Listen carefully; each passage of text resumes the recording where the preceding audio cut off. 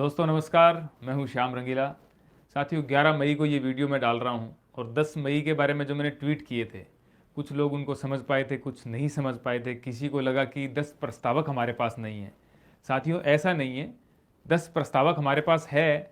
हम पहली बार चुनाव लड़ने निकले हैं, लेकिन इतना हमें पता है कि नियम क्या है, रूल क्या है। वाराणसी में ये हुआ था हमारे साथ शुक्रवार को 10 मई को कि 8:30 बजे जो मेरा साथी था वो लाइन में लगा और बहुत मुश्किल के बाद में जब उनकी बारी आई लाइन में लगने के बाद 4-5 घंटे के बाद में, तो उनको रसीद मिलनी थी। वो रसीद वो ले जा करके एसबीआई में डिपॉजिट करने वाले थे पैसे, जमानत राशि जो है। वो रसीद जो जमानत राशि वाली मिलनी थी, वो देने से पहले उन्होंने बोला कि आपको 10 प्रस्तावक इसी समय उनकी डॉक्यूमेंट, जिसमें आधार कार्ड वगैरह सब चीज़ें और विद फ़ोन नंबर आप हमें दिखाइए, तब जाकर के आपको रसीद मिलेगी। और जो उम्मीदवार है उनकी भी आईडी और उनके साइन वगैरह सब चाहिए हमें। तो उन्होंने मुझे फ़ोन किया कि सर ऐसा बोल रहे हैं। तो अब कोई भी हो, किसी के पास भी प्रस्तावक हो, तो वो एकदम तो नहीं दे देगा वहाँ पे प्रस्तावक, और देने से पहले सोचेगा भी। और ये कहीं नियम में भी नहीं है। लोगों ने कहा कि ये 10 प्रस्तावक का नियम है। किसी ने मुझे किसी स्क्रीनशॉट भेजे कि न्यूज़ का देखो। तो 10 प्रस्तावकों का जो नियम है ये बाद का नियम है, ये पहले का कहीं नियम नहीं है। तो हमने इसलिए ट्वीट किया कि वाराणसी का जो चुनाव आयोग कार्यालय है या वहाँ के जो अधिकारी हैं उनको सूचित करें किसी भी माध्यम से ट्वीट करके।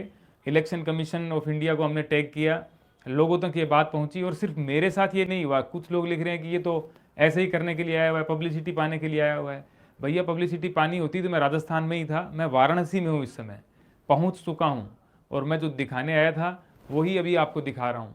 मैं अकेले की बात नहीं है, मैं अकेला नहीं कह रहा हूँ। बहुत सारे लोग वहाँ पे थे, धरने पे बैठ गए, किसी को फॉर्म मिल ही नहीं पा रहा है, बहुत जटिल प्रक्रिया हो गई थी। तो उस प्रक्रिया के लिए हमने वो ट्वीट किए थे। तो इन ट्वीट को आप समझिए। आप देश के अच्छे नागरिक हैं, आप किसी भी पार्टी से बिलोंग करते हो, हम पार्टियों से हमें लेना देना नहीं है। इसीलिए मैं निर्दलीय लड़ने के लिए तैयार हुआ हूँ। और मुझे बहुत सारी पार्टियों से ऑफर आए हुए हैं कि आप लड़िए, हम आपकी प्रक्रिया देखते हैं, हम सब प्रस्तावक देखते हैं। लेकिन नहीं, मैं पार्टी से लड़ने के लिए यहाँ पे नहीं आया हूँ। मैं एक आम नागरिक के हिसाब से लड़ने के लिए आया हूँ। तो उसके बीच में जो भी मुझे दिक्कतें आएंगी, जो भी खामियां होंगी, मैं आपसे साझा करता रहूँगा। तो ये 11 मई का वीडियो आपसे साझा कर रहा हूँ। अभी हमारा प्लान ये है कि हम 13 मई को वहाँ, जहाँ मोदी जी का वैसे तो रोड शो है वाराणसी में, लेकिन फिर भी हम जाकर के 13 मई को पूरी कोशिश करेंगे कि हमारे प्रस्तावकों को भी ले जाएं, नामांकन भी सब प्रक्रिया पूरी करके और दर्ज कराएं वहाँ पे। और 14 मई को तो दिन मान ही नहीं सकते आप, क्योंकि मोदी जी, प्रधानमंत्री मोदी जी कर रहे हैं। तो मतलब वो एक दिन तो उनको जाएगा पूरा। तो बहुत बहुत